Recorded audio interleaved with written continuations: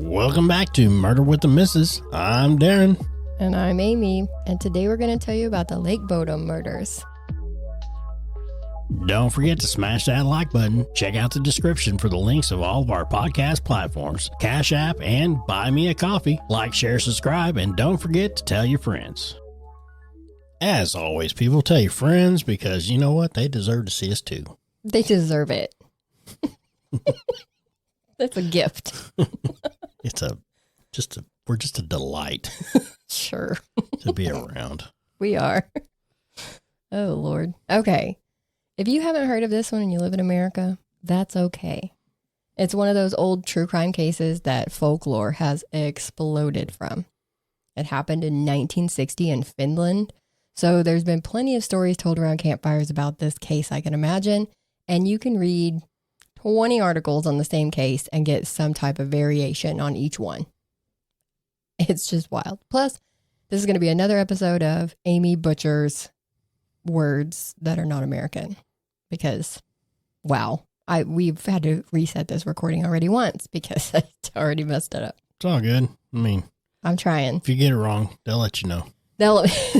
Somebody's going to point that out. Mm-hmm. Now, this happened, like I said, in Finland 65 years ago. So tracking down documents and things to verify this, like I am usually able to do in American cases, is not an option. But this did actually happen. So I wanted to talk about it. So I'm just going to tell you when there's different reports, like different parts have been reported differently. Cool? Cool. Darren's sending a tweet. No, I'm not. I was actually going in through our comments on some of our deals where, people point out stuff. That I say things wrong. Yeah. My bad. Great comment. I'd like to know whenever part 2 comes out. Thank you. I already answered that one. Get out of here. All right. We're talking about 4 teenagers. And I will also preface this story by saying that I can't fix my mouth to say some of these words. We've already talked about this. So if I butcher pronunciation, it's not malicious intent. I'm just a redneck. Okay. Yeah. We have 15-year-old Mela Bjorklund, and she was just a couple of days away from turning 16. So this group of friends decided to go camping. She rode out to the lake on the back of her boyfriend's motorcycle. This was 18-year-old Nils Gustafsson. And this was kind of a double date group-like activity. So coming along were their friends, 15-year-old Anja Mikey, okay, and her boyfriend, 18-year-old Seppo Boisman. Okay. So 15-year-old girls, 18-year-old boys. Yes. And I don't know if it's Mikey or Mickey. It's spelled M-A-K-I. But everybody pronounces it Mikey. Oh, I got you. Yeah. I didn't see that. I didn't see where the spelling was. Gotcha. Good. Yeah. And this is the 60s. Yeah. So you got 2 15-year-old girls out with 2 18-year-old boys for a weekend camping trip. Yep. It was reported in some places that their parents didn't know that this would be a co-ed weekend. And some report that Mela's parents knew about Niels, but they didn't like him. So they didn't approve either way. They wouldn't have let her go. The parents did not know all of the people that were involved in this camping trip. I'll just throw that out there. Now, Seppo and Anja, you have to pronounce the J, also rode out there on Seppo's motorcycle. They were all 4 from Vanta, but would be camping at Lake Bodom, and reportedly Niels and Mela had only been dating for about 3 weeks at this point. Did I already say that wrong? Hang on. Mela. No, I was right. Score. So they had a campsite that was a little spot that kind of jetted out onto the lake. They had a dock nearby, so they would, kind of jump off the dock and hang out, fish. There was also a snack shack nearby. It's a little building that a lot of lakes have where you can buy things so you don't have to go back into town to get them. We've talked about them on several other cases. There's snacks and everyday items in case you forget things. Now, the people who ran the snack shack lived right next to it, so they were on site. Now, at the campsite on Saturday, June 4th of 1960, the group set things up. Now, this didn't take long because they had a single canvas tent that they tied off on some nearby trees. It's basically just like almost like a tarp. So it's just like one solid piece of canvas. And reportedly, the guys had brought vodka and condoms. So light packers. And this is one of the variations because some reports say that they had beer and some say they had vodka. Either way, they were drinking. Fast forward to about 6 a.m. the next morning, and you would think that it would be dark out, right? But it wasn't, because Finland has what's called a white night. So the sun doesn't fully set during a white night. It goes down quite a bit, but it still stays kind of making it look like it's dusk or dawn during the night. So like in Alaska. So like in Alaska, yes. It's never dark during that time. I guess is it all? It's parts of Alaska, right? Right, only parts, yes. So there were some boys that were either out there fishing or bird watching at 6 a.m. when they see from a distance a pile of fabric on the ground and a blonde man either walking or running away from it. It's been reported all the ways. They think nothing of it. It's just a guy walking out of his campsite, and they continue on with what they're doing. At 11 a.m., there are more people at the lake. People's coming in to swim, fish, do all the lake shit.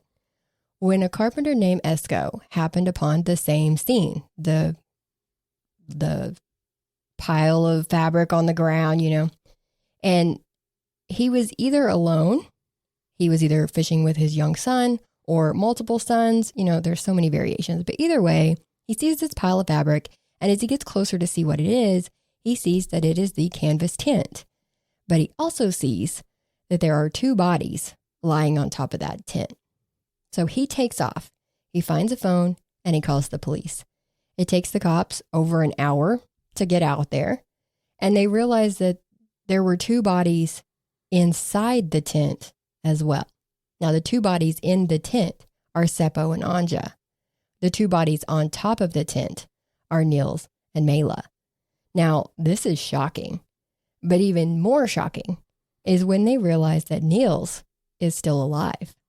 He is unrecognizable. He had been beaten so badly, but he is breathing, and he is the only one breathing. Damn. Yeah, it's a rough scene. They get him shipped off to the hospital.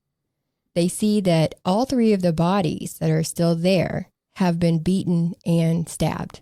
Now, here's another variation, because some reports say that only Mela was stabbed, and the other 2 had been beaten with a blunt object.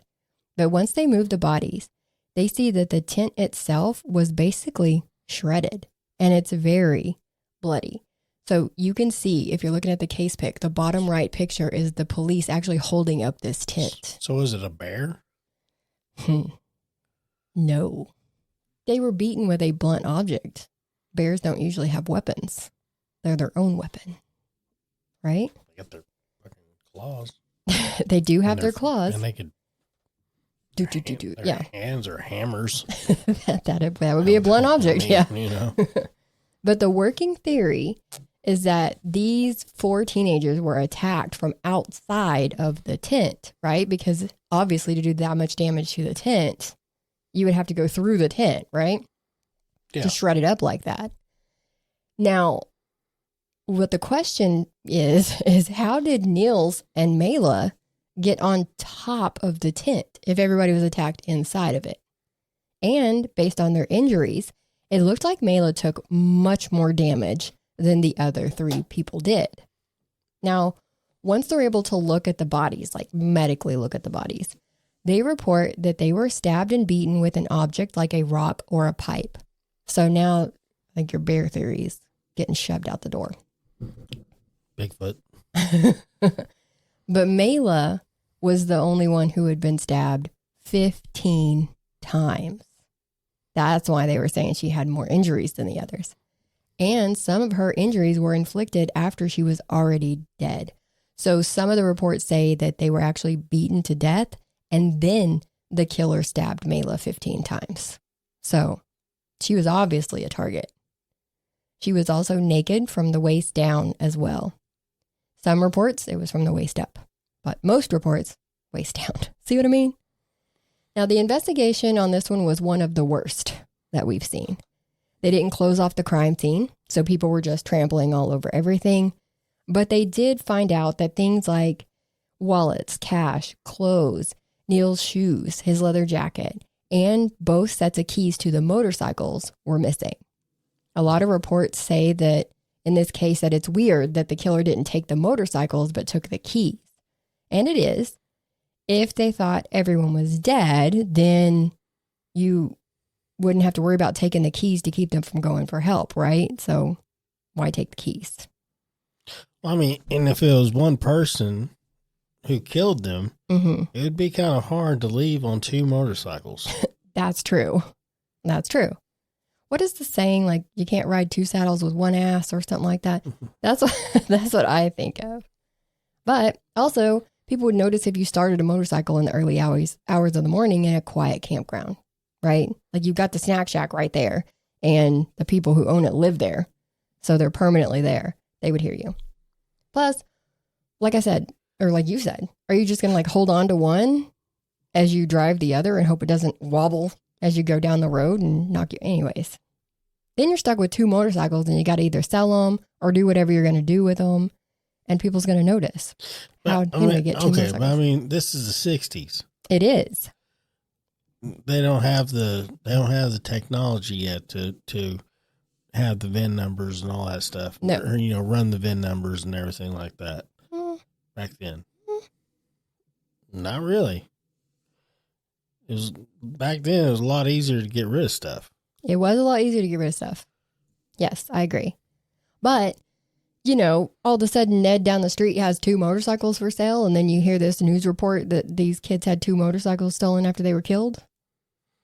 Sure. Somebody's going to call it in. Think. I would think. The keys, I imagine, were probably chucked in the lake as an insurance policy. You know what I mean? Like, not going to be needing those. Just because they're gone doesn't mean the killer took them. That's all I'm saying, if it makes any sense. The police needed to cover a lot of ground to look for evidence, so they called in the military to help canvass. So now there's even more people trampling through the crime scene. But it did kind of help. They found Niels's shoes about 500 yards away, partially buried under a pile of leaves, and they were speckled in blood. So belief is that the shoes were worn by the killer during the attack, and then they were left far away from the crime scene as he or she was leaving. Now, once the story broke, the boys who were bird watching at 6 a.m. told the police about the blonde man that they saw leaving the campsite that morning, and they released a couple of sketches. Also, I'll get into that later. Now, some reports are that Niels was eventually hypnotized as well, and some of these sketches came from him. And speaking of Niels, he had to spend 3 weeks in the hospital. He had broken bones in his face, like his jaw was broken. Some reports say that brain fluid was leaking out of his nose, and some reports say that he had been stabbed in the forehead. But the picture that was shown of him swollen and bruised, he's got a cast on his chin. He's obviously getting medical attention, so he looks like he's in a hospital or something. It doesn't show any cuts or stab wounds to his forehead. So, well, this story has probably been told so many times that things would get get added right over the years. Right. And change from one story to the next. Yeah. And this was so long ago. And like you said, they just pick up things here and there. Now, Niels unfortunately had zero memory of the whole day at first. All he knew was that he was with his friends. Mm-hmm. And they know that because as soon as he woke up, he asked if they were okay. So they know he knew he was with his friends. But over the years, pieces of the day would start coming back to him. And so at first, all he could remember was seeing a shadowy figure before he was attacked. And they say that he was actually attacked first. Right? So then how did he end up on top of the tent? Make that make sense. If he was attacked first, how'd he get out of the tent and then end up on top of the tent? Tiny as Bigfoot. Well, while you contemplate the existence of Bigfoot, let's go ahead and take a minute to hear from today's sponsor. Yep. Hang in there. If you're in a heated argument with your dryer, don't worry. You'll both cool down eventually. Or maybe you just need a washer and dryer. Don't get agitated. Take a load off. Get your laundry set from My Laundry Solutions and let them iron out your problems. If you live in an apartment, Get your set from them. They service them, and they have locations in Texas, Oklahoma, and Missouri. The most recent area is Lubbock, Texas, around the Tech Terrace area, with more locations coming soon. So give them a call today, 800-535-4411. Or go online to mylaundrysolutions.com. And let them wash your troubles away. Let them wash your troubles away. Yeah. Great company, great people. Go check them out. Yeah. They'll do you right. They will. And if they don't, tell us. I'm just kidding. We'll tune them up. I'm just kidding. Some reports say that Niels said that the shadowy figure of a man had glowing red eyes. And some say that he had just been wearing black and red clothes. So, but of course, what you tell around the campfire and what you tell your kids to keep them safe is that this was some shadowy figure with glowing red eyes. So you see that a lot. Do what you will with that one. I think I forgot to mention too that the tent strings had, they had tied it off to trees, remember? Yeah. Those strings had actually been cut so that the canvas would have fallen onto the teens before the attack. And they believe that it happened somewhere between 4 and 6 a.m. because 6 is when the birdwatch fishing boys saw the blonde man leaving the area. And I'm not sure where they got the 4 a.m. part, but it is reported that one of the girls had been jotting down things in like a diary of sorts, saying how the day was going, things like camping at the lake. She also said Seppo and Niels were drunk. And one of the entries said up and awake at 2 a.m. Seppo is fishing. So I'm pretty sure that they got the 4 a.m. from whatever she put in her journal at that time. And that's pretty much all they got from the crime scene and the sole survivor at the time. So let's talk about the suspects. You've got Kiosk Carl, and that's what I've nicknamed him. Carl Gilstrom. He's the one who ran the snack shack along with his wife. And remember, they lived right next to it. Now, it's a whole different thing when you run your own business, but still hate your job. Like, you know what I mean? If you didn't like it, like, get a different job, start a different business, But anyways, he just really hated it. And I think what he didn't like the most was the people. I feel like you on that, Carl. I feel it. Some of the locals said that he was always bitching about campers. Like he would, and I shit you not, he would cut their tent lines. Oh, really? Yeah. Okay. He would throw rocks at people. He had an apple tree on his property, and he would put razor blades in the apples so that if anyone tried to steal one and took a bite, it would bite back. That's kind of a dick move. That's a dick move because kids are going to be the ones probably getting them apples. Yeah. And he chose this life. Carl, you chose this life. Mm-hmm. Sell the kiosk. Anyways, he'd rather disfigure people who want to eat apples. He could put up a fence. Like, there's so many options. Needless to say, his name was one of the first to come up when the cops started interviewing people. It didn't help. It was old Kiosk Carl. Old Kiosk Carl over there. And it didn't help that allegedly Carl was seen the same week of the murders filling a well in his yard with concrete. Like mixed up, wet concrete. Not like he was just throwing blocks in there. He was literally trying to close it off. So people speculated that he was maybe trying to, bury a knife or a rock or a pipe, under feet and feet and feet of concrete. The police talked to his wife, who said, oh, no, it wasn't Carl. He was in bed with me, sleeping the whole night. And the cops were like, cool, thanks for your time, and crossed him off the list. Really? Oh, yeah. Oh, yeah. All good. That alibi is rock solid. Yeah. Move along. Nothing to see here. Now, years later, in 1969, Carl's neighbor had a story to tell. He's the only one who has told the story because it was a conversation between he and Carl, just the two of them, where Carl allegedly confessed to being the killer. So the neighbor tells him, if you're the one who killed those kids, you should just go throw yourself in the lake. The next day, Carl's body was found in the lake. Yeah. Okay. Some report that he just walked into the lake and drowned himself. Yeah, right. And then after that happened, eventually, his wife would recant her alibi that she gave him, now saying that he was not home that night. but he threatened her that she better say he was. And that's why she lied. There you go. And some people said that they had actually seen him coming back from that campsite, but didn't say anything to the cops because they were afraid of him, of his rocks and his razor blade apples. Another suspect they looked into was Hans Osman. My bad. It's spelled Assman, and a lot of people will refer to him as Assman, but it's actually pronounced Osman. Now, Hans went to the hospital in Helsinki, which is about 13 miles away from the lake that day. He was complaining of stomach pains, but the doctors say that he was drunk and aggressive. Some reports said that he was tired of waiting to be seen, so he would pretend to pass out, and then he would get pissed off when nobody noticed that he had passed out in the waiting room. But then there's another report that say that the doctors actually, like one of them saw him pretend passed out and walked over and tickled him, and he giggled. And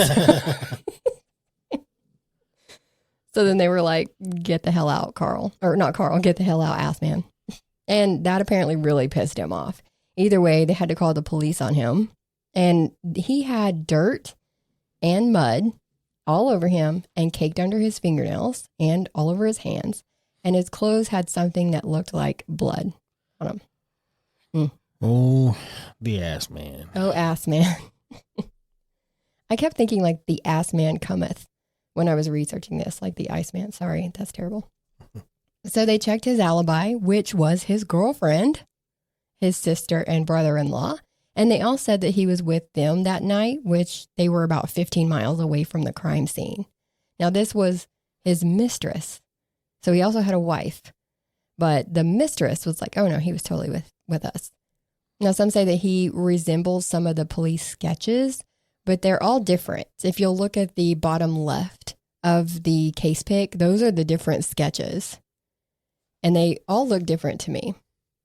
But you got to think Ass Man does have slicked back hair. It's also the same color, but his jawline is definitely not as pronounced as those are. So some do kind of resemble him. Most do not. He had a history, too, of violence and had some questionable ties, like he used to be a Nazi sympathizer or was an actual Nazi. There's multiple stories on that. He moved to Sweden, though, and he would die in the 1990s, so he's no longer able to be looked at. He was looked at for several other cases, though, and allegedly he did a deathbed confession for one of those cases, but he never said anything about this one. He said he didn't do this one. The police say that they interviewed some 4,000 people in this case. And another person that they came across was Pente Soyanen. Yeah, okay. He was a violent dude.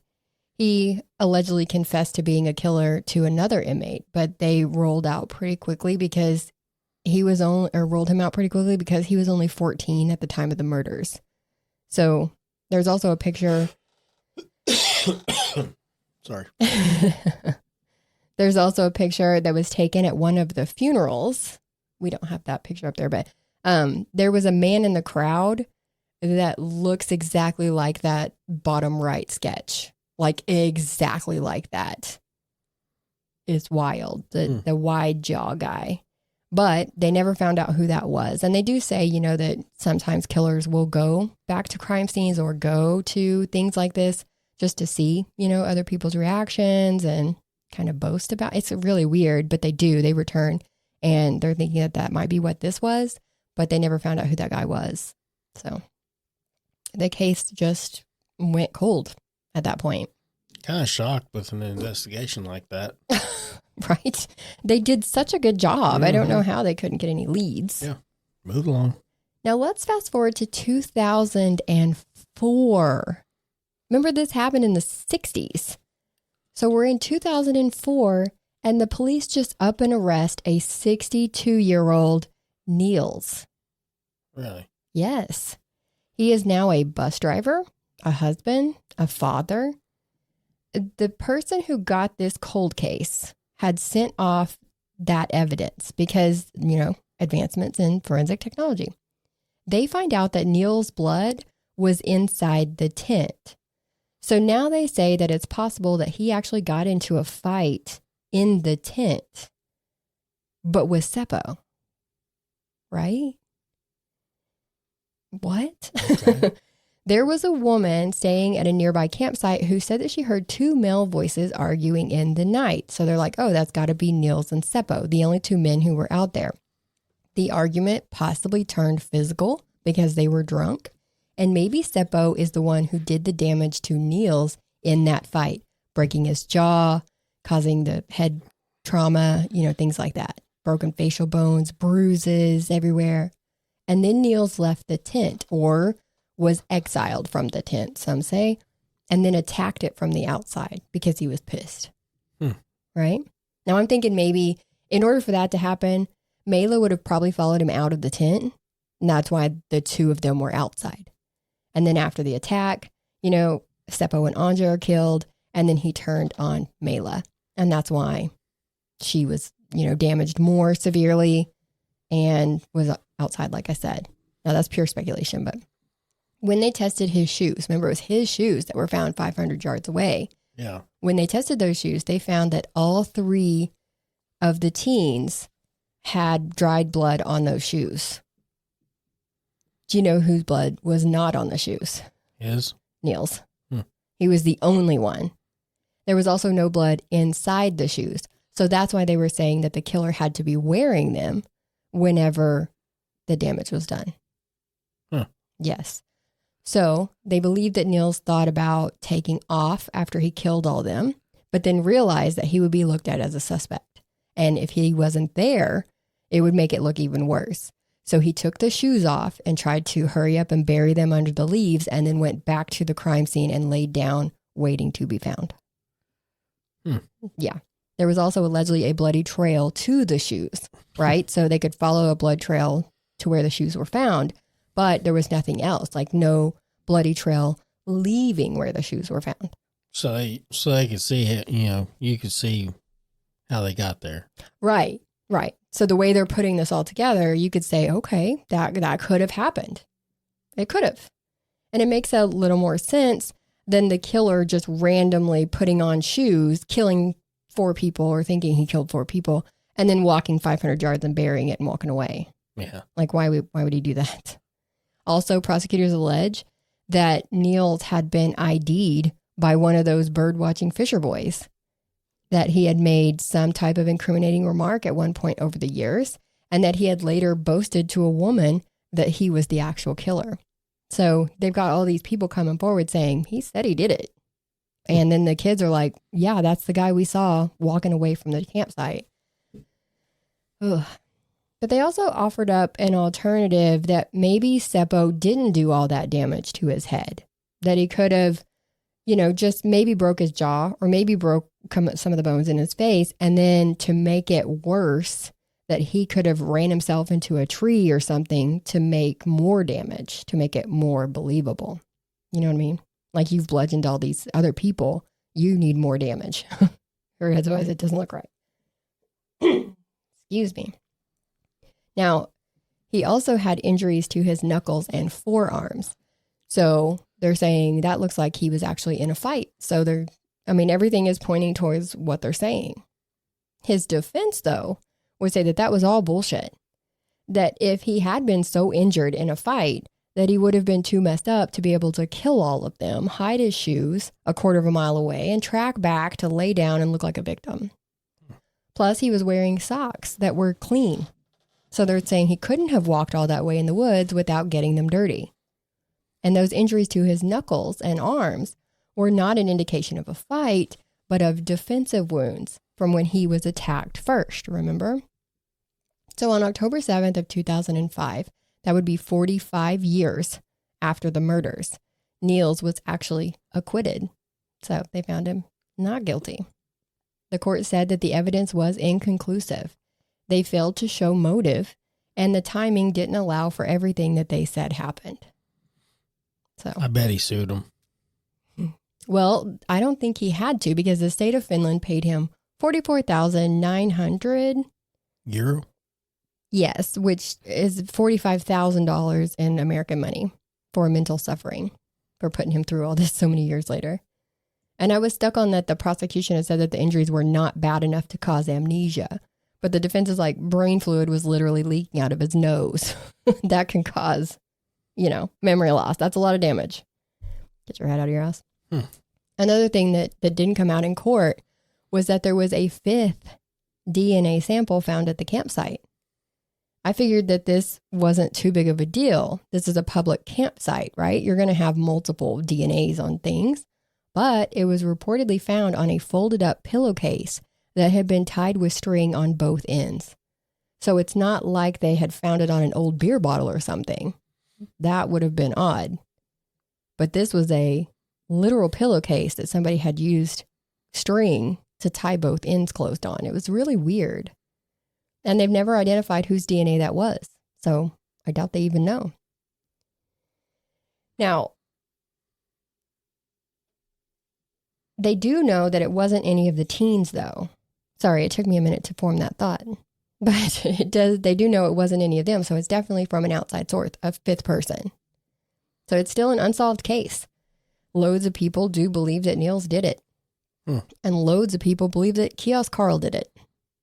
Some say it was the ass man and his mistress girlfriend lied for him. And we may never know. But Hans's DNA was also tested against that 5th DNA at the scene, and it was not his either. So. Maybe it was the man at the funeral. Maybe. Like I said, they never found out who that was. So who knows? Now, this case did inspire a movie, books. Hell, there's a Finnish rock band named Children of Bodom. Bodom. One of these days I'll say it right. So there's a rock band called Children of Bodom.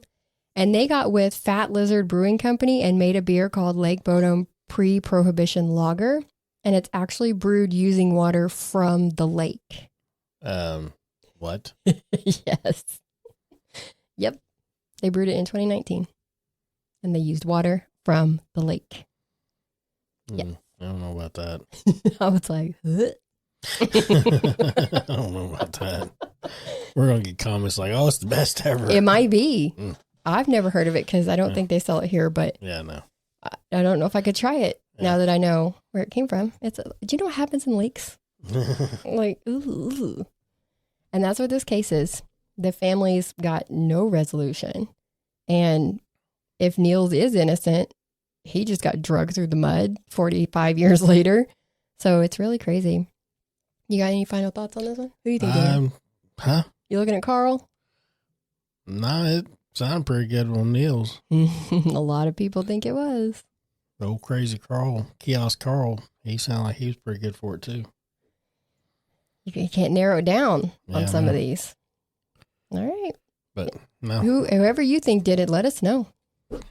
Let us know. I want to know who you think did it. I'm talking to the people. Yeah, let us know. Yeah. Yeah, you let us know. Instead of correcting us all the time, why don't you just let us know? Give me your facts. What do you guys think? Yeah. What article? Who do you think done it? Yeah. You tell me. Now, if you like our content, please be sure to like, share, and subscribe. Hit the notification bell so that you get a notification whenever a new episode drops or when we go live sometimes. If you have any case suggestions, you can send them to dnda.truecrime@gmail.com. Yep. And as always, don't forget to tell your friends because why not share it along with your friends? They deserve it. Yeah, they deserve to hear us too. So, hear us ramble. Hear us ramble and go about. But as always, guys, thank you for watching. Thanks for the subscriptions. And until next time, we'll see you. Bye.